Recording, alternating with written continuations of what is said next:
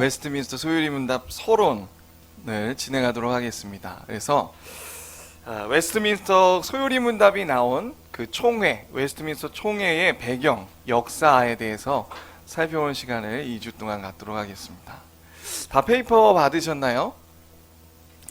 근데 모질랄 수도 있겠네요. 보니까 저 안에 계신 분들은 아예 없겠네. 네, 시작하겠습니다. 이 오늘 강의는요, 제가 적어드린 대로 이 책들의 내용들을 거의 다 섞어서 하는 내용입니다. 제가 독자적으로 연구한 게 없고요.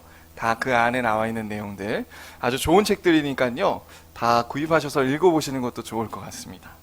자, 시작하겠습니다. 웨스트민스터 총회를 꽃피운 잉글랜드의 종교 개혁은요, 잉글랜드의 왕 헨리 8세의 결혼 문제로부터 시작되었습니다. 이후로 총회가 열리기까지 총 6명의 왕들과 여왕들을 거쳐오면서 우여곡절 속에서 교회 개혁이 이루어졌어요. 우리가 이 개혁의 역사를 들여다보면요, 분명한 하나님의 섭리의 손길을 우리는 발견할 수 있습니다. 비록 왕들이 자신의 권력을 위해 종교들을 이용했어요. 하지만 하나님께서는 그들이 어찌하던 순간순간마다 하나님께서 붙드셔서 차근차근 하나하나씩 하나님께서 원하시는 종교 개혁을 이루어 가셨습니다. 무엇보다도 그 중에는요, 하나님께서 은혜를 베푸셔서 가톨릭 신자였다가 복음을 깨닫고 개종한 종교 개혁자들을 통해서 하나님이 그들을 사용하셔서 종교 개혁을 이루어 가셨다는 거죠.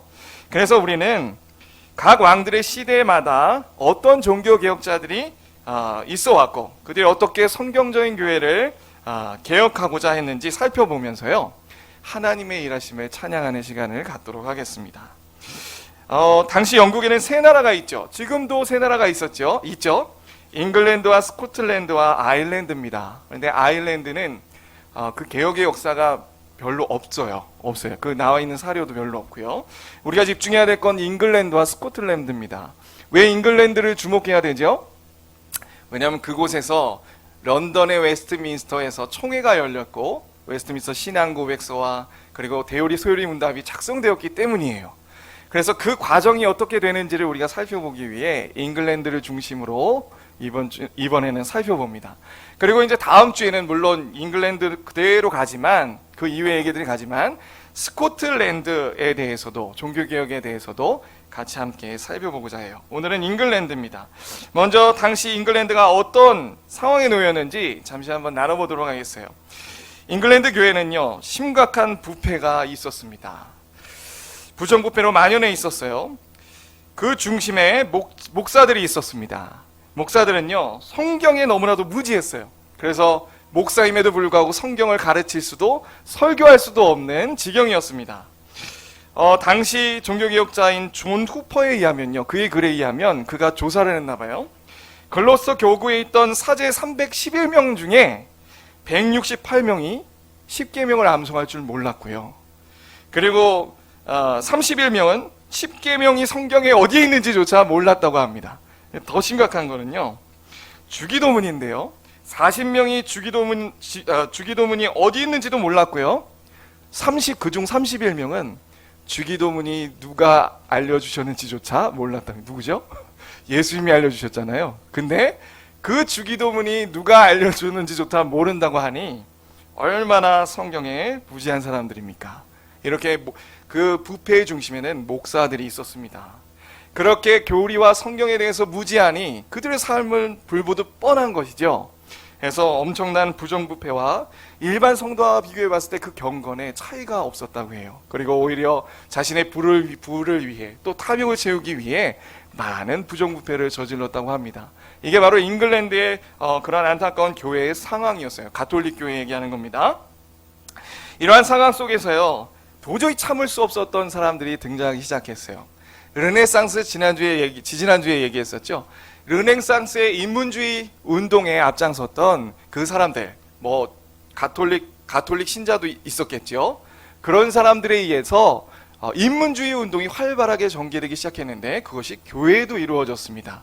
도저히 교회를 두고 볼 수 없어서 개혁의 프로그램이라든가 그리고 그들도 잘은 몰랐지만 성경으로 돌아가야 된다라고 심지어 가톨릭 신자들도 얘기하기 시작했습니다. 그 중에 대표적인 사람이 바로 에라스무스였어요. 에라스무스는 아주 사회에서도 인정받고 있는 역사에 인정받고 있는 인문주의의 대가입니다. 그런데 그 에라스무스가요 영국을 방문했습니다. 그래서 지대한 영향을 끼쳤죠. 1499년과 1506년에 영국을 방문하여서 지성인들을 모아놓고 대화도 하고 교제도 하고 이런저런 얘기들을 했던 모양이죠. 그리고 나서 결정적으로 1511년에서 1514년까지 케임브리지 대학에서 강의를 했습니다. 그래서 많은 사람들이 이 에라스무스의 어떤 그런 사상에 감동을 받기도 하고요. 이 에라스무스라 그 인문주의 운동에 영향을 받아 드디어 잉글랜드에 제1세대 종교 개혁자들이 생겨나게 됐어요. 어떻게 이 연관성이 어떻게 있는 거죠? 그 르네상스의 운동의 핵심이 뭐냐면 고전으로 돌아가는 거잖아요. 그러니까 다시 말하면 교회로 와서 따져보면 고전이 뭡니까? 성경입니다. 성경을 원어로 봐야 된다. 그리고 초대교회에 있었던 속사도와 교부들의 글들을 연구해야 된다. 그런 학문 풍토가 이 교회의 부정부패 앞에 참지 못했던 지성인들 가운데 일어났던 겁니다. 그래서 1세대의 종교개혁자들이 일어나기 시작한 거예요. 그런데 그 중에 우리는 누구에게 주목하냐면 토마스 빌리라는 사람이 있었습니다. 그는요 케임브리지 대학의 교수였어요. 1519년에 에라스무스의 헬라어 신약 성경을 연구하다가 야, 복음이란 이런 것이구나. 하나님의 은혜로 깨닫게 되고 종교개혁자로 변신하게 됩니다. 그러면 그렇게 복음을 깨달았으니 가만히 있겠습니까? 많은 사람들에게 성경을 강의했겠죠. 캠브리지 대학을 중심으로 이 토마스 빌리가 많은 사람들에게 복음을 전파했어요. 그래서 지성인들이 회심하기 시작합니다. 제가 여기에 적어놨죠. 토마스 빌리를 비롯해 휴 라티머, 그 다음에 니콜라스 리들리, 토머스 크랜머, 윌리엄 틴테일 등 많은 사람들이 영향을 받고 회심하게 돼요. 그래서 종교개혁자의 1세대를 이루게 됩니다. 근데 제가 지금 여기 화살표로 해놨죠. 이게 무슨 순서냐면요, 복음 전환 순서예요. 이 토마스 빌리가 휴 라티머에게 복음을 전했더니 휴 라티머가 회심하고 그 다음에 니콜라스 리들리에게 전하고 그리고 토머스 크랜머에게 전하고 이런 식으로 복음을 전파해서 아주 지성인들이 회심하는 역사들이 일어났습니다. 우리가 이 사람들에게 주목해야 될 이유는 뭐냐면요, 앞으로 그 6명의 왕들, 오늘은 이제 4명의 왕들 살펴볼 건데요, 이 4명의 왕들이 있었을 때 그 옆에서 혹은 주변에서 굉장히 이 개혁자의 사상을 전파하고 영향을 미쳤던 사람들이에요. 하나님이 이들을 준비시켰던 것이죠. 그 왕들이 자기의 탐욕에 의해서 종교를 이용해 먹고 권력을 공고히 하고자 했지만 사실 종교개혁엔 별 관심이 없었다고요. 하지만 이런 사람들을 그 옆에 두심으로써 하나님께서 적세적소에 두심으로써 종교개혁이 일어나게 하셨습니다. 이제 이유로 설명드리면 이제 그 사람들의 명칭들이 이제 나오게 될 거예요. 자, 이제 한번 시작하도록 하겠습니다. 헨리 8세예요. 헨리 8세로부터 종교개혁은 시작되었습니다. 근데 참 재미있게도 헨리 8세가 야 진짜 복음이 이러니까 우리가 종교개혁을 해야 되겠다 그게 아니라 이 사람 바람둥이였어요. 바람둥이. 6명의 여인이 있었는데 그 여인들과 결혼하는 내용들을 다 보면 첫 번째 부인이 있죠. 근데 다 그 부인을 섬겼던 시녀들과 사랑에 빠져서 결혼하게 됩니다. 원래 있었던 부인을 사형에 처하기도 하고 폐위시키기도 하고 아무튼 결혼하기 위해서 온갖 별짓을 다 해요. 바람둥이였다고요. 시녀만 보면 그냥 사설 못 쓰고 이 헨리 8세가 이렇게 파란만장한 일대기를 그린 그 드라마가 있잖아요. 튜더 왕조라는 그 드라마 아십니까? 얼마 전에 방영했던 것 같은데 그 모델이 바로 헨리 8세입니다.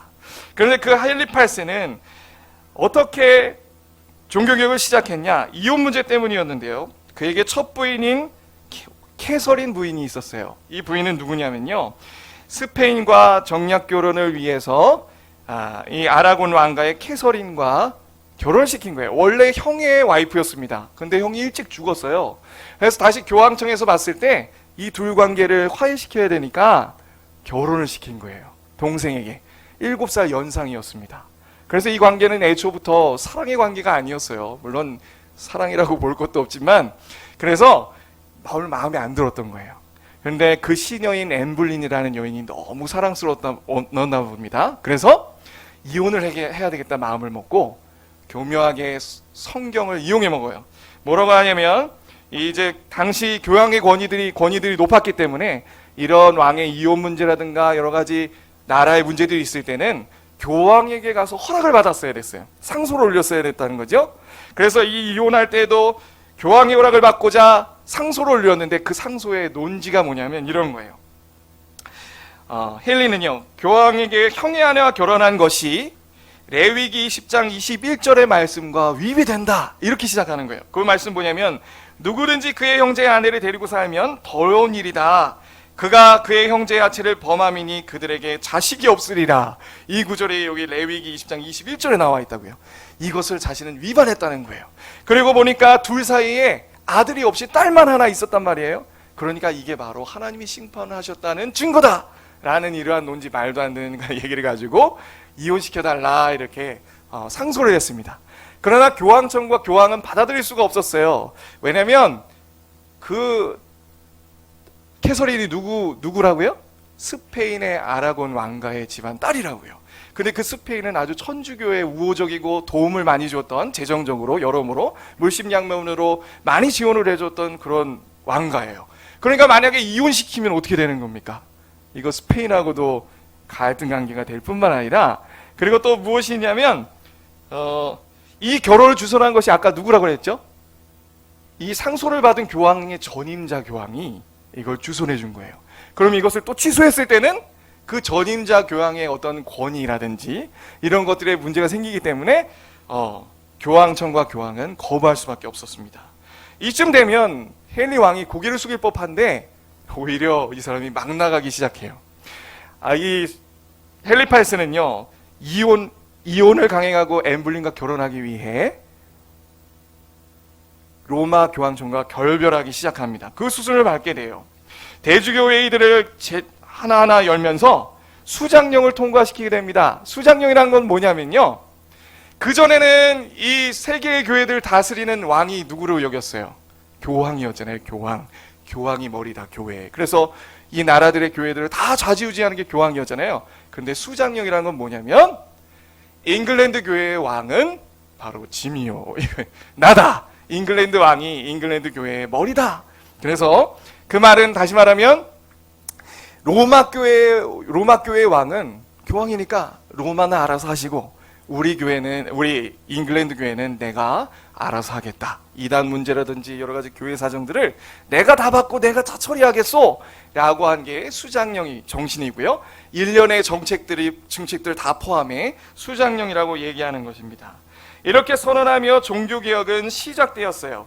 그런데 참 재밌는 거는 이러한 헨리 8세의 종교개혁 시작이 종교개혁자들에겐 희소식이었죠. 왜죠? 비록 헨리 8세가 자신의 결혼을 위해서 한 일이지만 알아서 그 왕이 교황의 지배로부터 벗어나게 해줬잖아요. 그전에는 어떤 세상이었습니까? 로마 치하에 있어서 성경책도 제대로 보지 못하고 몰래 봐야 됐고 종교개혁을 했다간 큰일 나는 그런 시기였잖아요. 그랬는데 헨리 8세가 그 교황청과 결별하자 새로운 시대가 열린 거예요. 이제 종교개혁자들은 이제 우리가 개혁할 때가 왔구나. 그리고 두 팔 벌려 환영했습니다. 이것이 바로 영국 성공회의 시초예요. 영국 성공회가 이렇게 가톨릭과 결별해요. 이렇게 시작됐습니다. 헨리 8세에 있어서 오른팔이라고 할 수 있는 사람이 있었어요. 그 사람은 누구냐면 토마스 크로멜입니다. 토마스 크로멜을 데리고 헨리 8세가 개혁을 명하여 개혁을 진행하는 거예요. 근데 이 사람도 감사하게 종교개혁자였어요. 종교개혁자 중 한 사람이었습니다. 그는 루터파 신학을 받아들인 사람이었어요. 루터의 사상을 많이 받아들인 사람이었단 말이에요. 물론 많이 부족했지만요, 이제 그 신학의 근거에서 가톨릭과 결별하기 위한 개혁들을 단행합니다. 먼저 첫 번째로 그가 생각한 교황과의 결별의 첫 번째는 뭐냐면, 자꾸만 이 로마 교황청이 잉글랜드 교회를 좌지우지했던 하나의 법이 있었어요. 상소법. 이것 때문에 자꾸 내정 간섭하는 거예요. 아니 잉글랜드의 상황도 제대로 알지 못하는데 자꾸만 허락받으러 가면 퇴짜 놓고 우리 그 잉글랜드의 사정을 알지도 못하는 교황이 그래서 이것부터 단절해야 되겠다. 그래서 상소금지법을 발의하여서 이혼 문제뿐만 아니라 11조 성찬 교회 관련된 모든 문제들을 헨리 8세 왕이 관리하도록 이렇게 만들었어요. 뿐만 아니라 어떤 일들을 했냐면 수도원들을 폐쇄했습니다. 수입이 적은 1년 동안 수입이 적은 그 수도원들을 골라서 약 200여 개의 수도원들을 폐쇄하고요. 그 재산들을 헌납하게 합니다. 그리고 나서 그 사제나 수녀들을 어떻게 했냐면 결혼시켜요. 결혼지참금을 주고 결혼시킵니다. 이게 진정한 종교 개혁이죠. 원래 그 사람들은 결혼을 못했었잖아요. 자, 그리고 나서 또 어떤 일을 하냐면 1536년에 이 사람이 루터파 신학을 받아들인 사람이었기 때문에 사절단을 독일의 비텐베르크에 보내서 루터파 지도자들과 교리 토론을 벌이고 신앙 고백에 우리가 이런 방향입니다를 표하기 위해 10개 신조를 작성하게 돼요. 교리의 개혁도 단행하게 됩니다. 그러면 이 사람 참 훌륭한 사람이죠. 그런데 무엇보다도 이 사람이 한 공로의 가장 훌륭한 일은 무엇이냐면 성경 번역과 복음 등에 힘썼다는 거예요. 1536년에 사절단에 1535년에 카버데일, 지금부터 아까 말했던 캠브리지 대학 인물들이 나오기 시작합니다. 캠브리지 대학에서 복음을 듣고 회심했던 그 카버데일을 통해 성경을 취일해서 영어로 번역하고 출판하는 작업을 해요. 그리고 존 로저스가 매투 성경을 출판하게 됩니다. 그리고 교인들이 성경을 읽을 수 있게 하고 영어 성경을 교회당에 비치하라고 주교들에게 편지하게 됩니다. 이게 얼마나 놀라운 일입니까? 왜요? 그 전까지는 일반 신자들은 성경도 제대로 읽을 수 없었다고요. 그리고 지식층들도 초대교회 그 속사도와 교부들의 글도 몰래 다 돌려보고 걸릴까봐 전전긍긍했는데 이제는 자유가 열린 거예요. 성경도 마음껏 연구할 수 있고 그 글도 더 활발하게 돌려가며 읽을 수 있었던 그 길이 열리게 된 거예요. 참 대단한 일입니다. 감사하죠. 자, 그런데 이렇게 성경을 번역하고 출판하는 데에는 최초의 가장 결정적인 역할을 했던 인물이 있습니다. 역시 캠브리지 대학의 윌리엄 틴테일이었어요. 누구요? 윌리엄 틴테일. 이 사람은 참 영국개혁의 종교개혁의 기초를 가진 인물로 평가받고 있어요. 이 윌리엄 틴테일은요 1519년에 성경을 연구하려고 케임브리지로 옮겨갔습니다. 그래서 거기서 역시 토머스 빌리를 만나요. 그래서 성경의 진수를 깨닫고 성경의 가르침을 따라 개혁하고자 했습니다. 이 사람이 중요하게 본 것은 종교개혁을 빨리 진행하려면 성경을 영어로 번역해서 보급하는 길이 지름길이로구나 확신했어요. 그래서 이 사람은 어떻게 했냐면 먼저 당시 있었던 주교회의에 가서 이거 성경 영어 번역하겠습니다. 이 시대가 바뀌었으니까요. 한 목소리 낸 거죠.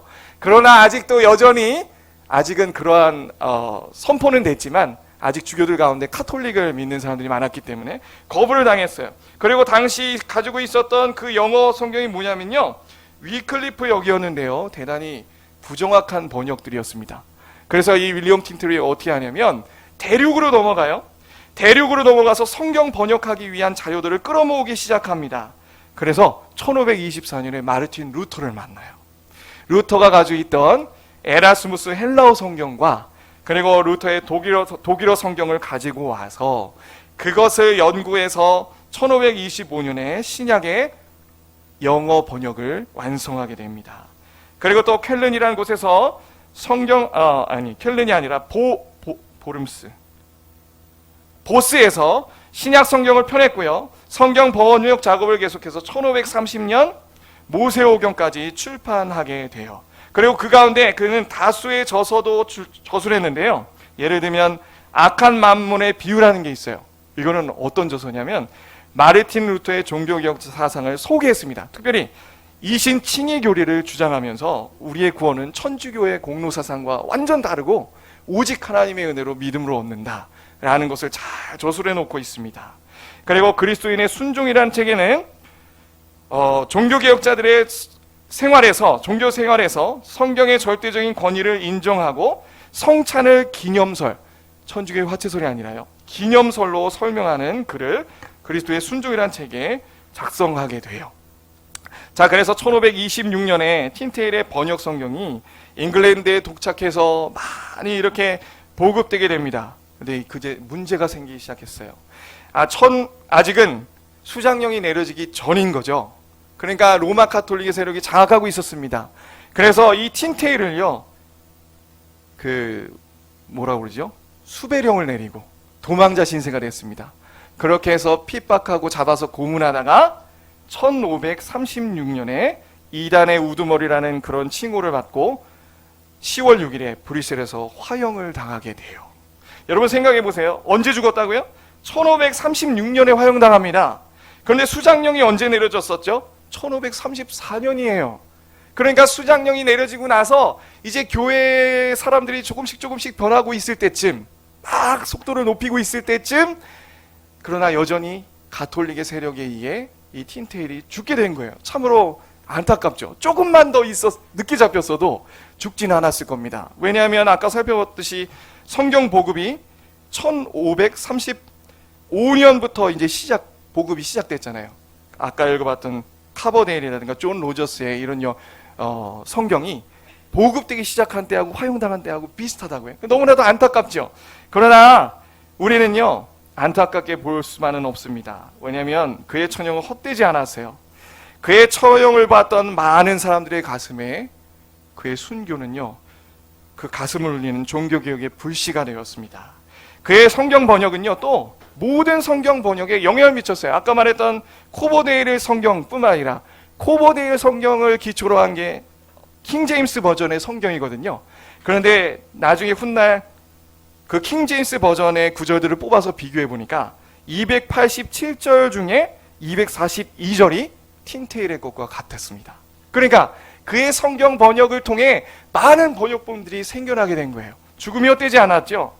뿐만 아니라 그가 죽을 때, 순교할 때 어떻게 기도했는가 하니 그 기록이 남아져 있는데, 주여 영국 왕들의 눈을 제발 떠주셔서 종교개혁을 이루어 주시옵소서라고 기도하고 마지막 순교의 피를 흘렸다고 해요. 이 학자들은 이렇게 평가합니다. 이 틴테일의 죽음의 피를 통해, 이 순교의 기도를 통해 하나님께서 영국의 종교개혁을 이루셨다. 바로 헨리 8세가 죽고 에드워드 6세 때부터 종교개혁이 확 진행되게 됩니다. 그러니까 그의 죽음을 절대 헛되게 볼 이유는 없는 거예요. 자, 이제 다시 헨리 8세입니다. 헨리 8세가 비록 초기에는 가톨릭과 결별하려 해서 토마스 크로웰을 통해 개혁을 단행했어요. 그러나 사실 그는 종교개혁은 별로 관심이 없었습니다. 자신이 이제 가톨릭과 결별하니까 이건 대단히 모험을 건 일이거든요. 왜냐하면 그 전까지 모든 유럽 지역의 왕들은요, 그 가톨릭 교황에게 전전긍긍했어요. 그런데 이 사람이 첫 번째 칼을 빼들고 결별하니까 이 권력이 어떻게 될지 모르고 조심스럽잖아요. 그러니까 역시 헨리 8세도 자신의 권력을 공고히 하고 싶은 대로 하기 위해서 종교개혁을 이용해 먹었던 거죠. 그러나 그리고 또 그의 말년에 보면요, 다시 로마교로 복귀하라는 명령들을 막 내립니다. 그래서 막 6개의 신조를, 로마 가톨릭 신학을 반영하는 6개 신조를 발표하기도 해요. 그리고 또 완전히 로마교로 복귀하라는 칙령도 죽기 직전에 내리게 됩니다. 그러니까 이런 정황들을 봤을 때 헨리 8세는 절대 종교개혁을 진짜로 하고 싶은 마음이 없었다는 걸 우리가 알 수 있죠. 그러나 하나님께서는 그 가운데서도 보시다시피 하나님의 사람들을 통해 종교개혁들을 쭉 이어가고 있었습니다. 자, 우리 기지개 한번 펼까요? 기지개 한번 펴겠습니다.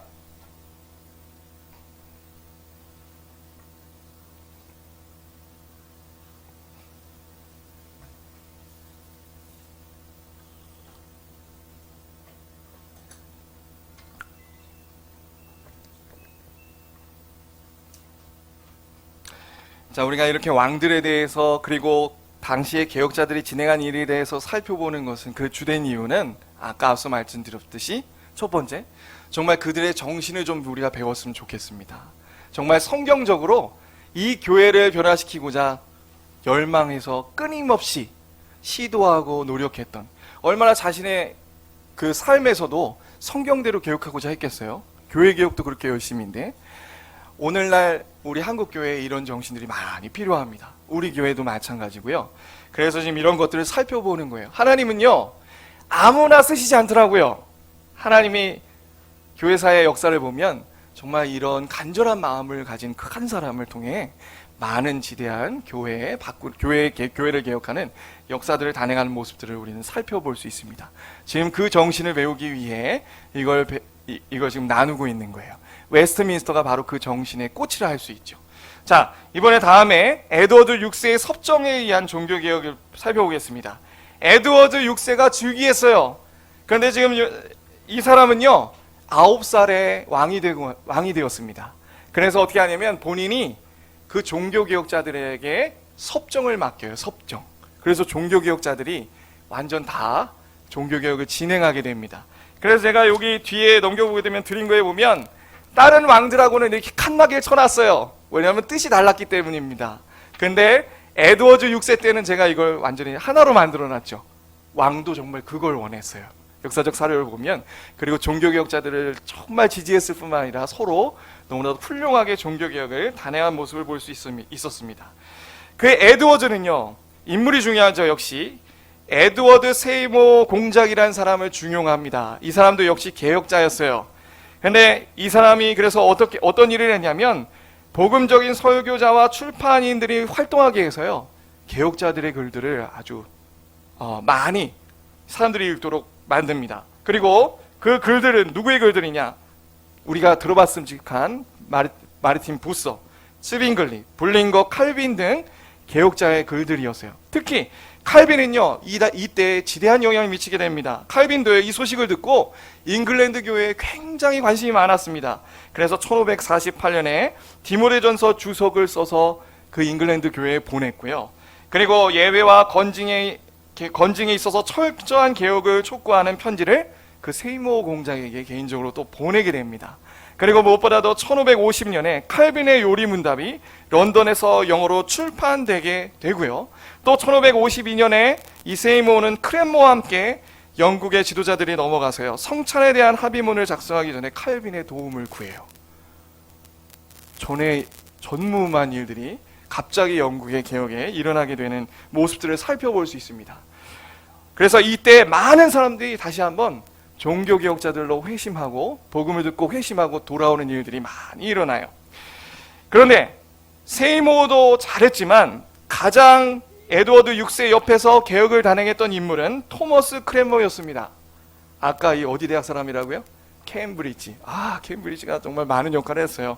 케임브리지의 토머스 크랜머가 캔터베리 대주교가 되어서 헨리 8세와 엠블린의 결혼부터 성사시킨 후에 종교개혁을 하나하나 단하게 됩니다. 이 사람은요 늘 4시간 동안 성공의 신학의 기초를 마련한 사람인데 4시간 동안 연구했대요. 뭘 연구했냐면 초대교회 교부에 대해 글에 대해 연구하고 폭넓게, 그리고 대국의 종교개혁자들과 교류하면서 학문적으로 연구했대요. 매일 4시간 동안 연구를 했다고 합니다. 그리고 종교개혁자들을 초청해서요 각각 옥스퍼드와 캠브리지에서 강의를 하게 했는데 그 중에 대표적인 사람이 누구냐면 이탈리아의 종교개혁자 피터 마터 버미글리. 이 사람은 옥스퍼드에서 종교개혁의 신학들을 가르치셨어요. 그리고 캠브리지에서는 누가 가르쳤냐면 마르틴 부서가 캠브리지 대학에서 개혁주의 신학을 가르쳤습니다.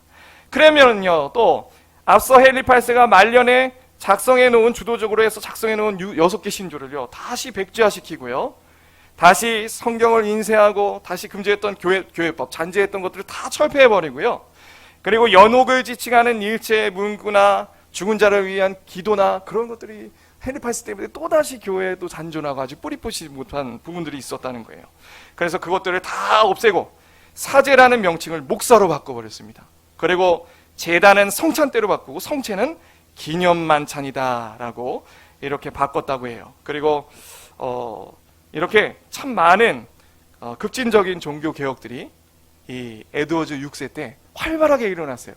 그런데 웬걸 에드워드 6세가요 5년 만에 죽어버립니다. 5년 만에. 그래서 참 안타깝게도 종교개혁이 잠시 스톱하게 돼요. 그 다음에 누가 이제 왕으로 등극했느냐? 이번엔 여왕이 등극하게 됐습니다. 바로 메리 여왕이에요. 이 메리 여왕 참 악한 사람이었습니다.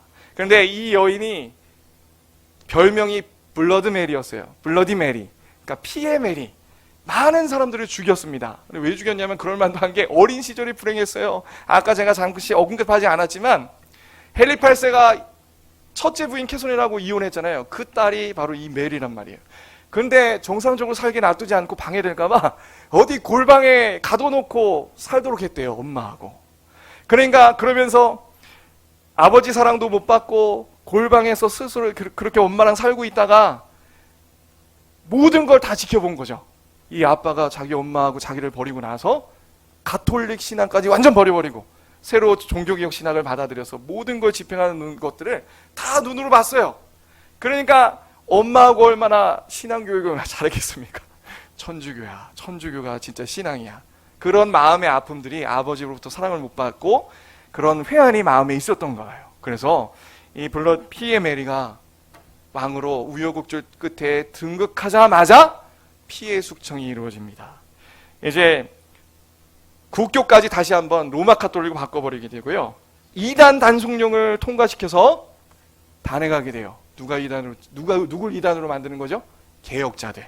그래서 이때 수많은 사람들이 추방당하는데요. 에드워드 6세 때 2천여 명의 결혼했던 그 목회자들을 한꺼번에 파면시키고요. 아예 추방을 시켜버립니다. 그리고 1555년에 2월 4일 런던에서 존 로저스, 성경 번역한 사람이죠. 화형을 처한 후로 그 이후로 300여 명에 가까운 사람들을 화형에 처해버려요.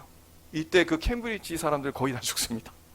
크랜머, 라티머, 리들리, 가버데일, 후퍼, 이 1세대 종교개혁자들이 장렬하게 순교하는 역사를 맞이하게 돼요. 그래서 존 폭스라는 사람은 추방당해서 이 순교하는 모든 사람들에 대해 추려서 순교 이야기라는 순교자 열전이라는 책을 편찬했습니다. 거기 가운데 이런 얘기들이 나와요. 그 캠브리지의 두 사람 얘기인데 라티머와 리들리의 순교 얘기입니다. 같이 화형당했어요. 같이 양옆에 달려서 휴 라티머가 사형장에서 니콜라스 리들리에게 이렇게 말했다고 해요. 리들리 선생, 위로를 받으십시오. 그리고 남자답게 죽읍시다. 우리는 오늘 하나님의 은혜로 영국에 영원히 꺼지지 않는 횃불을 점하게 될 것이에요. 그러니까 힘냅시다. 그렇게 말했다고 해요. 주변에 있던 사람들이 그걸 보면서 눈물 흘리면서 그 얘기를 다 들었다고 해요. 그러니까 이 사람들은 하나님 앞에 자신의 순교가 절대 헛되지 않았음을 확신하고 있었어요. 우리가 이렇게 믿음의 순교를 하면 그 피가 이 땅에 뿌려져 많은 사람들의 가슴에 새겨질 것이다 라고 확신을 했던 거죠. 그리고 또 한 명이 있어요. 크랜머인데요. 이 사람은 좀 부끄러운 과거가 여기서 소개됩니다. 크랜머가 대주교로서 에드워드 6세 때 개혁을 엄청나게 단행했잖아요. 그런데 핍박에 처하자, 메리가 등극해 핍박에 처하자 이 사람이 배반을 하게 됩니다. 나 종교개혁 안 할래요. 가톨릭으로 돌아가겠소. 그렇게 배반을 하게 됩니다. 그런데 자기와 함께 동문수학했던 그 캠브리지의 이 두 사람뿐만 아니라 많은 친구들이 장렬하게 신앙을 가지고 죽는 모습을 보자 양심에 심한 가책을 느꼈대요. 그래서 마치 베드로처럼 그 사람이 회심했다고 합니다. 그래서 어떻게 했냐면 그 회심이 가짜가 아닌 게 메리 요한 앞에 당당히 가서 내가 전에 했던 고백 취소입니다.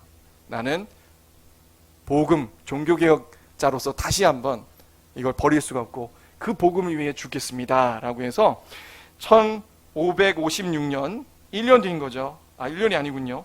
4개월 뒤인 거죠. 3월에 순교의 제물이 되어서 화형당해 똑같이 죽었다고 해요.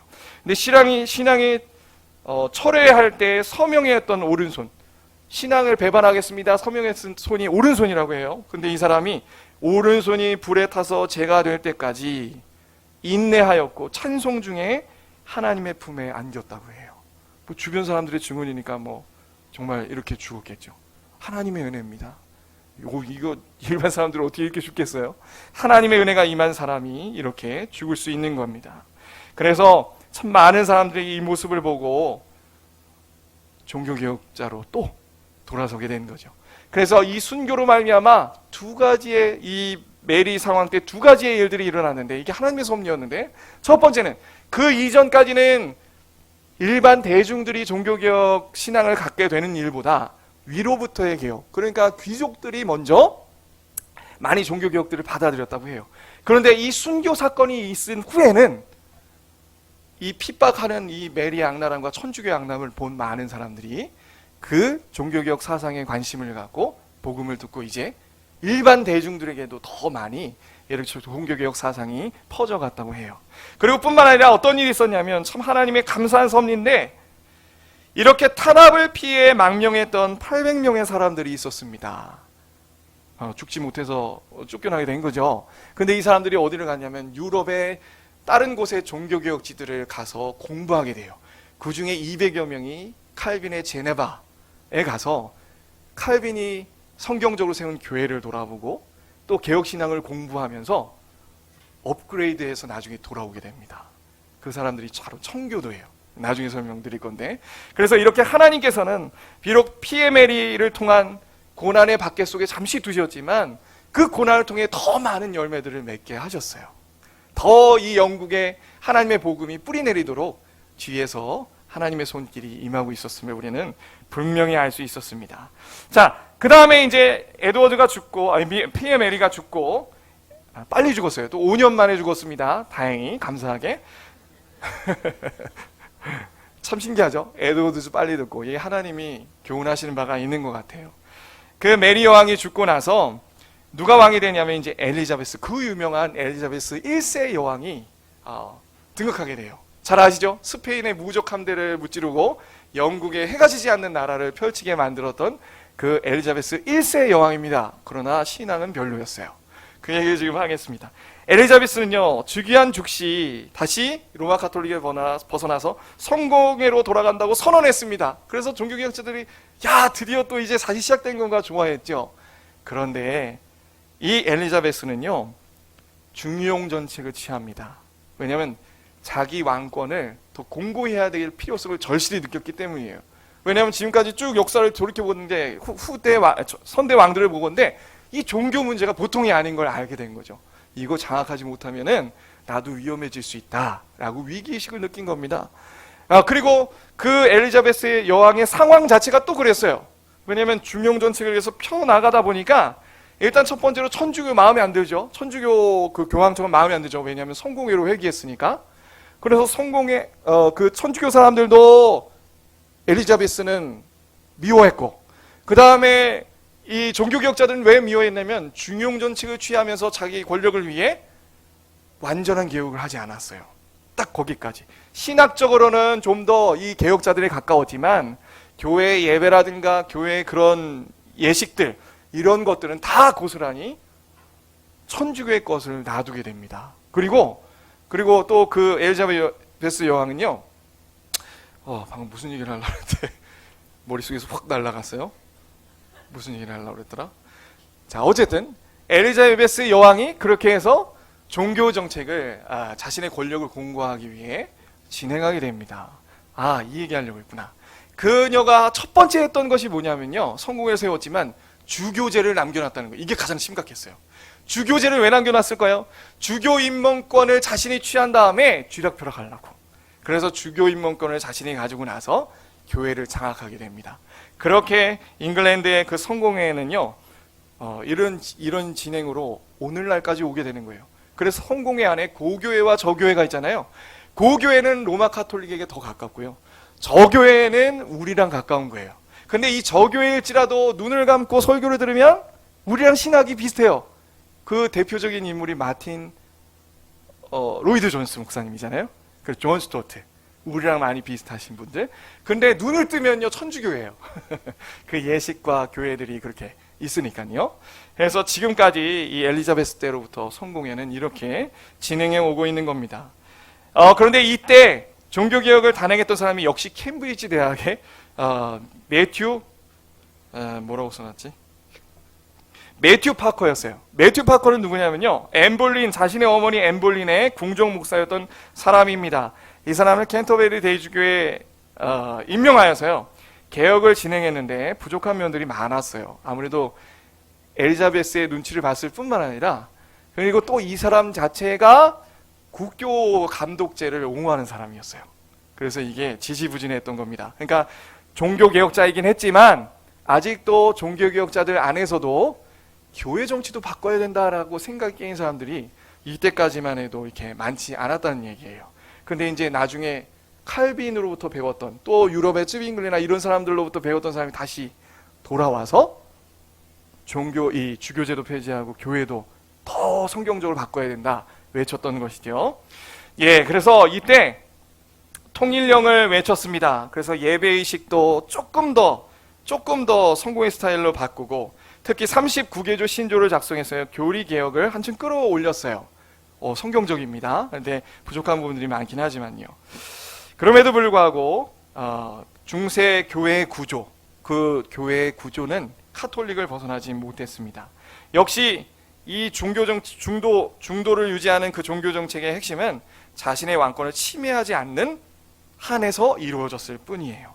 바로 이때 청교도들이 일어나기 시작합니다. 이제 그것이 진행되면서 소식을 듣고 그 유럽 등지에 있던 공부하고 온 사람들이 들어왔어요. 이제 우리가 다시 시작할 때다. 들어왔단 말이에요. 그런데 이 사람들이 보기에는 이 주교제와 감독제 이거 비성경적이기 때문에, 그거 외에도 뭐 사제 복장이라든가 여러 가지 것들이 있었어요. 그것들을 다시 개혁해야 된다라고 목소리를 외쳤습니다. 그래서 특별히 토머스 카트라이트, 토머스 카트라이트 같은 경우에는 굉장히 많은 상소를 엘리자베스한테 올리고 또 팜플렛 전쟁을 벌여요. 소논문을 작성해서 이게 왜 성경적으로 잘못되는지. 그러면 엘리자베스 측에 있던 신학자들이 또 써가지고 서로 주고받고 이게 팜플렛 전쟁입니다. 근데 궁지에 몰리게 됐어요, 엘리자베스 1세가. 왜냐면 성경적이지 않으니까요. 사람들이 더 깨닫게 되니까 이거 이렇게 해서는 안 되겠다. 엘리자베스 여왕이 그래서 어떻게 했냐면 치리서를 교회에 돌리게 됩니다. 그게 뭐냐면 성공의 입장을 공식화하고, 우리는 감독제다, 주교권 절대 이거는 성경적이고 그런 내용의 목사들을 다 사인하게 합니다. 그래서 그 중에 3분의 1이 파면당해요. 설교권을 박탈당해요. 그래서 그 청교도들이 어떻게 되냐면 사라진 것이 아니라 지하교회로 들어가게 돼요. 지하교회로. 왜냐하면 이들은 멈출 수가 없었습니다. 왜냐하면 하나님의 교회가 머리이신 예수 그리스도의 뜻대로 해야만 한다는 열망이 있었기 때문이에요. 그리고 이렇게 교회가 부패하고 어려운 일들이 많았던 그 핵심이 사제주의라는 것을 알았기 때문에 종교개혁이 그래서 일어났다고 말씀드렸잖아요. 이거 가만히 놔둘 수 없다라고 해서 청교도들이 운동을 시작하게 되었습니다. 그런데 문제가 있어요. 이제 거의 끝났습니다. 초기에는요, 일반 대중들도 호응하지 못했어요. 왜냐면 그 전에 메리 여왕 때 순교했던 사람들 있잖아요. 크랜머라든가 이런 사람들의 신학이 여기까지는 안 왔거든요. 그런데 그렇게 순교했던 믿음의 선배들도 이렇게까지는 얘기 안 했는데 왜 이렇게 깐깐하게 구냐, 왜 이렇게 깨끗하게 가려고 하냐. 그래서 청교도입니다. 퓨리탄. 그래서 처음에는 명칭은 비꼬는 명칭들이었어요. 이렇게 일반 대중들도요, 종교개혁을 초기에 받아들였던 대중들도 처음에 마음으로부터 이렇게 받아들일 수 없었단 말이죠. 그런데 어떻습니까? 그들이 가만히 있겠습니까? 아니죠. 지하교회에서 목사를 잘 성경적으로 양성하고 가정교육을 철저하게 시키고 50년 후에 빛을 발하게 되는 겁니다. 어떤 일이 있는 거죠? 도르트 신경을 작성케 한 그 대표들이 바로 이들이 가게 되고요. 뿐만 아니라 그 후에 웨스트민스터 총회에도 이 청교도들이 가서 이렇게 신앙 고백서와 또 예배 모범, 대요리 소요리, 그 다음에 이 교회 정치에 이르기까지 폭넓게 토의를 거쳐 작성하는 일들이 일어나게 되는 거예요. 어떠십니까? 사랑하는 성도 여러분, 지금까지 헨리 8세로부터 있어 왔던 그 종교개혁의 역사를 살펴봤습니다. 좀 그 종교개혁자들의 열망이 느껴지세요? 개혁되었지만 여기서 멈춰서는 안 된다. 개혁된 교회는 하나님의 성경의 말씀에 비춰 끊임없이 개혁돼야 한다. 이것이 그들의 열망이었어요. 그들의 정신이었습니다. 어떻게 보면 그렇게까지 해야 되나 라고 생각이 될 수 있었지만, 성경을 주신 하나님의 그 은혜를 맛본 이 사람들은 멈출 수가 없었던 거예요. 진짜 성경적으로 교회가 다스려지고 또 그 유익을 맛봤기 때문에 진짜 하나님의 나라가 세워지기 위해 교회가 더 개혁되어야 된다 라는 정신을 가지고 이렇게까지 했던 겁니다. 자, 이제 네 번째 왕까지 왔어요. 다음 주에는 두 번째 왕을 살펴보면서 이제 그 외민총회 내용을 더 살펴보도록 하겠습니다. 기도하겠습니다. 사랑하신 아버지 하나님, 감사합니다. 하나님, 우리가 과거에 있었던 그 웨스트민스터 총회의 배경의 역사를 살펴봅니다. 하나님, 어찌 그들이 그토록 개혁된 교회를 개혁하고자 자신의 인생을 헌신했는지요. 하나님의 은혜인 줄 믿습니다. 그저 그 한 사람이 복음을 듣고 변화한 것이라기보다는 하나님의 역사 속에서 수많은 사람들을 적재적소에 두셔서 하나하나씩 성경적인 개혁을 인도하셨기 때문에 그 회의에 참여했던, 웨스트민스터 회의에 참여했던 종교 개혁자들, 그 청교도들의 교회 생활, 신앙이 생겨난 줄 믿습니다. 하나님, 우리 한국교회를 어떻게 보시는지요? 하나님, 우리 상록교회를 어떻게 보시는지요? 하나님, 우리가 정말 성경의 가치를 아는 사람들로서, 하나님의 복음의 은혜를 깨달은 사람으로서 나 자신부터, 그리고 우리 교회를 더욱더 성경적인 교회로 세우기 위해 함께 기도하는 우리가 될 수 있도록 하나님 함께하여 주시옵소서. 감사하며 예수 그리스도의 이름으로 기도합니다. 아멘.